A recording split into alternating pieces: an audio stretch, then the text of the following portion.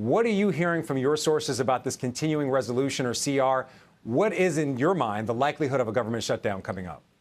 Yeah, Frank. So I'm actually mostly focused on the Senate, and I think we're focusing too much on the House. In the Senate, they actually have a shell of a bill that they can do as a CR. And every time the House fails to do something, that increases the probability that the CR, this continuing resolution to keep the government funding, comes out of the Senate.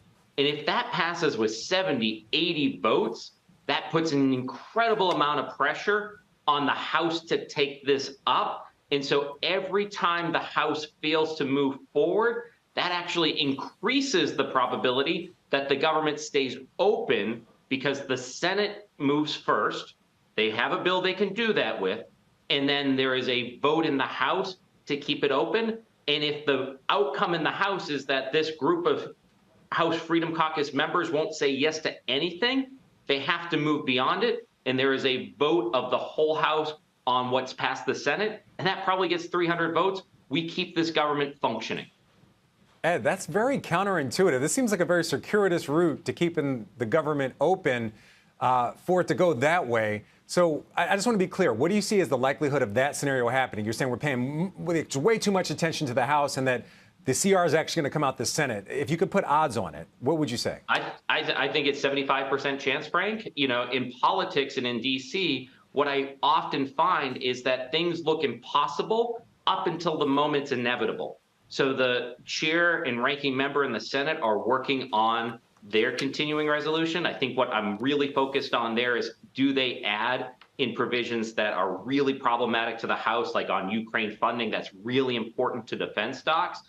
They're leaning towards doing that, especially with Zelensky coming to town tomorrow and meeting with the entire Senate, and then putting pressure. And what's important about this is if it passes with the Senate with 75, 80 votes, then it probably has that 300 vote support in the House, which is right.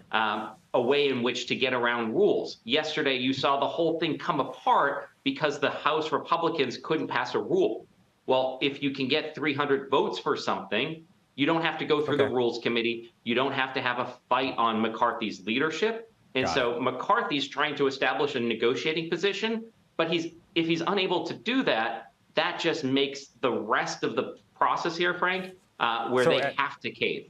Got it, Ed. So I want to hit something else that's a little bit counterintuitive. According to your research, a government shutdown's actually good for investors and it's good for the market. Explain this thesis, because it doesn't seem like it makes a lot of sense. Yeah. Government shut down, market goes up. We at Raymond James look back at the last several shutdowns going back to 1995. And on average, Frank, the S&P 500 is up 3.2% during government shutdowns.